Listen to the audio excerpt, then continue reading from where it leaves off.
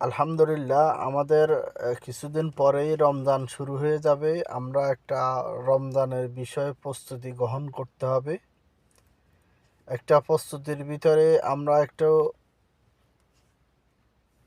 উমরার বিষয়টা জেনে নিই।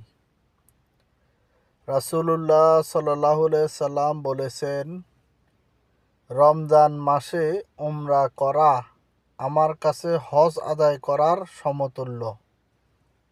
বুখারী 1863। রমজান মাসে তো এমনি ফজিলত অগণিত, তার ভিতরে যদি উমরা করেন তাহলে তো তার সওয়াব অনেক বেশি হবে। এবং নবী সাল্লাল্লাহু আলাইহি সাল্লাম সেটাই বলেছেন, একটা উমরা